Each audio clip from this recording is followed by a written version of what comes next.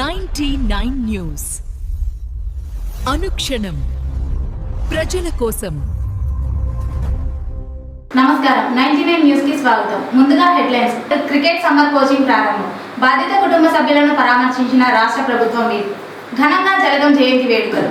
వడగళ్ల బీభత్సం, రైతులు భారీ నష్టం. కొత్తగూడెం గ్యాంగ్స్టర్ల తరహాలో గోవుల అక్రమ రవాణా. సిగ్నల్ వద్ద చల్లని నీడ, వరంగల్ పోలీసుల విస్తృతం. కల్లూరు మున్సిపాలిటీలో చెత్త సంక్షోభం. నందలూరులో ఈ నెల 3-4-26న cricket association of YSR district ఆధ్వర్యంలో నందలూరు సబ్ స్టేషన్ నందు ఆరపల్లి జెడ్పీ హైస్కూల్ మైదానంలో cricket summer coaching camp Rajammapeta ASP Sri Ramanath IPS వారి చేతుల మీదుగా ప్రారంభించారు. ఈ సందర్భంగా ముఖ్య అతిథిగా రామనాథ్ ఐపీఎస్ క్రీడాకారులను ఉద్దేశించి ప్రసంగిస్తూ క్రీడా అసోసియేషన్ వారు ప్రారంభించిన ఈ యొక్క సమ్మర్ క్యాంపును ప్రతి ఒక్కరూ ఈ సెలవుల సమయంలో ఉపయోగించుకొని భవిష్యత్తులో అత్యున్నత క్రీడాకారులుగా తయారు కావాలని అభిలాషించారు.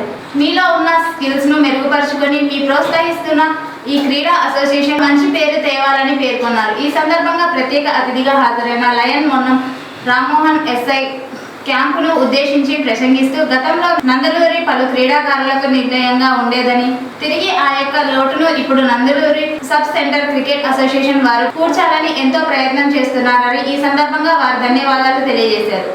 సమ్మర్ క్యాంపుకి హాజరైన మీ క్రమశిక్షణతో పట్టుదలతో మెరుగుదలు నేర్చుకుని త్వరలో మీ యొక్క చదువుతో పాటు స్పోర్ట్స్లో రాణించి ప్రభుత్వం కేటాయించిన కోటాను మంచి ఉద్యోగ అవకాశాలు పొందే అవకాశం ఉందని అందరికీ శుభాకాంక్షలు తెలియజేశారు. ఈ కార్యక్రమంలో కోచ్ ఫిరోజ్ ఖాన్ లోడి, భారతీయ దివ్యాంగుల క్రికెట్ జట్టు కెప్టెన్ హరికృష్ణ తదితరులు పెద్ద ఎత్తున క్రీడాకారులు పాల్గొన్నారు.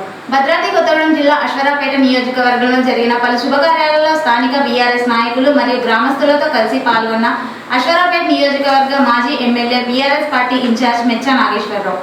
సిరిసిల్ల పట్టణానికి చెందిన కుటుంబంలో 6 కుటుంబ సభ్యులు ఇటీవల హైదరాబాద్ లో ఓఆర్ఆర్ పైన జరిగిన రోడ్డు ప్రమాదంలో మృతి చెందగా తెలంగాణ రాష్ట్ర ప్రభుత్వ వేములవాడ శాసనసభ్యులు ఆది శ్రీనివాస్ వారి చిత్రపటానికి పూలమాలలు వేసి నివాళులర్పించారు. అనంతరం వారి కుటుంబ సభ్యులు బొల్లి రాజు, బొల్లి రామ్మోహన్లను పరామర్శించి ప్రగాఢ సానుభూతి, సంతాపం తెలియజేశారు. వారి మృతి పట్ల చాలా బాధాకరమని, వారి ఆత్మకు శాంతి చేకూరాలని ప్రార్థించారు.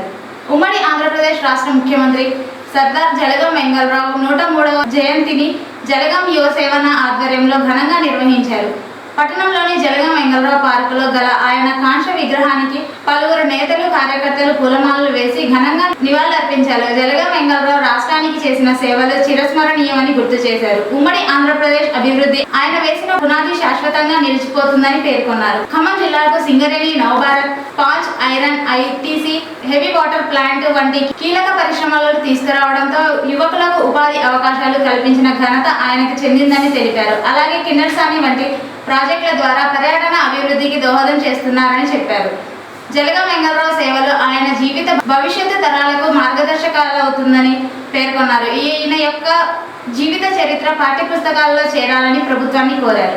మహబూబాద్ జిల్లా గంగారం మండలం నర్సింగూడెం గ్రామంలో కురిసిన భారీ వడిగళ్ల వాన రైతుల ఆశలపై నీళ్లు చల్లిందని, అకస్మాత్తుగా కురిసిన రాళ్ల వర్షానికి మొక్కజొన్న, మామిడి తోటల్లో తీవ్రంగా దెబ్బలు తిన్నాయని, చెట్లపై ఉన్న కాయలు భారీగా నేలరాడడంతో రైతులు లబోదిబో అంటున్నారు. మండలంలో కురిసిన వర్షాలకు మొక్కజొన్న, మామిడి తోటల్లో కాయలు విపరీతంగా రాలిపోవడం, మరికొన్ని కాయలు గాయాలతో మార్కెట్లో వాటికి సరైన ధర లభించదని రైతులు ఆవేదన వ్యక్తం చేశారు. చేతికి వస్తుందనుకున్న పంట కళ్ళ ముందే రాలిపోవడంతో పెట్టిన పెట్టుబడి కూడా వచ్చేలా లేదని రైతులు వాపోతున్నారు. అకాల వర్షాల వల్ల నష్టపోయిన తమను ప్రభుత్వం వెంటనే ఆదుకోవాలని, క్షేత్రస్థాయిలో సర్వే నిర్వహించి నష్టపరిహారం అందించాలని రైతులు కోరుకున్నారు. కొత్తగూడెంలో గ్యాంగ్స్టర్ల తరహాలో గోవులను అక్రమ రవాణా. పోకులపల్లి గ్రామస్తులు ధైర్యానికి సెల్యూట్. అర్ధరాత్రి వేళ బులేరా వాహనంలో గోవులను కుక్కి తరలిస్తున్న ముఠాని గ్రామస్తులు అడ్డుకున్నారు. ఒక వాహనం పట్టుబడ మిగిలిన వాహనాలు అటవిబాట పట్టాయి. ఇదెక్కడి న్యాయం? గస్తీ ఏది? నిఘా ఏది? మూగజీవుల ఆర్తనాదాలు అధికారులకు వినిపించడం లేదా? ఖమ్మం జిల్లా సత్తుపల్లి ఎన్టీఆర్ నగర్ కు చెందిన సత్తార్ భార్య చనిపోయారు. విషయం తెలుసుకున్న మాజీ మున్సిపల్ చైర్మన్ కూసంపూడి మహేష్ సత్తార్ పరామర్శించి ఓదార్చారు. వీరితో పాటు మాజీ కౌన్సిలర్ చాంద్ పాషా, తడికమల్ల ప్రకాష్ రావు, అద్దంకి అనిల్ కుమార్ మరియు తదితరులు పాల్గొన్నారు. మండుతున్న ఎండల్లో ట్రాఫిక్ సిగ్నల్ వద్ద నిరీక్షించే వాహనదారుల కష్టాలను గుర్తించి వరంగల్ ట్రాఫిక్ పోలీసులు అద్భుతమైన చొరవ తీసుకొని బానుడి భగవగల నుండి ప్రజలను ఉపశమనం కలిగించడానికి లయన్స్ క్లబ్ ఇంటర్నేషనల్ సహకారంతో నగరంలోని ప్రధాన కూడగల్లో పచ్చని నెట్లను ఏర్పాటు చేశారు. ఎర్రటి ఎండలో ద్విచక్ర వాహనాలు పడుతున్న ఇబ్బందులను చూసి చలించిపోయి వరంగల్ ట్రాఫిక్ సిఐ కోడూరు సుజాత పర్యవేక్షణలో ఈ బృహత్తరమైన కార్యక్రమాన్ని అంకురార్చన చేశారు. కేవలం ఆదేశాలు ఇవ్వడమే పరిమితం కాకుండా ఆర్ఎస్ఐ సాయి కిరణ్ క్రేన్ సహాయంతో పైకి వెళ్లి నెట్టు కట్టడం అందరినీ ఆకర్షించింది. పోలీసులు అంటే కేవలం నిబంధనలు అమలు చేయడమే కాదు, ప్రజల కష్టాలను అర్థం చేసుకుని ప్రజలు అండగా నిలుస్తున్నారనే సందేశం ఈ దృశ్యం స్పష్టం చేస్తుంది. ఖమ్మం జిల్లా సత్తుపల్లి నియోజకవర్గం కల్లూరు మండలం పుల్లయ్య బంజర్ గ్రామంలో మరియు కల్లూరు పట్టణ డిఎన్పి ఫంక్షన్ హాల్లో మరియు సత్తుపల్లి పట్టణ రాణి సెలబ్రేషన్ ఫంక్షన్ హాల్ నందు వివాహ వేడుక కార్యక్రమంలో పాల్గొని నూతన దంపతులను ఆశీర్వదించిన రాష్ట్ర మంత్రి వర్యులు పొంగిలేటి శ్రీనివాసరెడ్డి మరియు సత్తుపల్లి నియోజకవర్గ శాసనసభ్యులు మట్టా రామ్య దయానంద్. ఖమ్మం జిల్లా కల్లూరు మున్సిపాలిటీ కార్మికుల సమ్మె కారణంగా ప్రధాన రహదారిపై చెత్త చెదారం భారీగా పేరుకోవడంతో ప్రజలు తీవ్రంగా ఇబ్బందులు పడుతున్నారు. ఒకప్పుడు గ్రామ పంచాయతీ పాలన ప్రజల ఫిర్యాదును పరిగణనలోకి తీసుకోకుండా అధికారులు నిర్లక్ష్యం వహించారు. షాపు యజమానులకు ప్రత్యేకంగా చెత్తబుట్టలు అందించి రోడ్డుపై చెత్త వేయకుండా నామమాత్రాన చర్యలు చేపట్టారు. కట్టుదిట్టమైన నియమాలు అమలు చేయకపోవడంతో అధికారులు ఫెయిల్ అయ్యారు.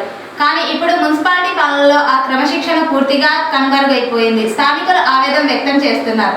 ప్రస్తుతం కొన్ని షాపుల యజమానులు తమ వ్యాపారం నుంచి వచ్చే చెత్తను నేరుగా రోడ్లపై వేస్తూ నిర్లక్ష్యంగా వ్యవహరిస్తున్నారు. దీనికి తోడుగా ఫుట్పాత్ వ్యాపారులు కూడా బాధ్యత రహితంగా వ్యవహరిస్తున్నారు.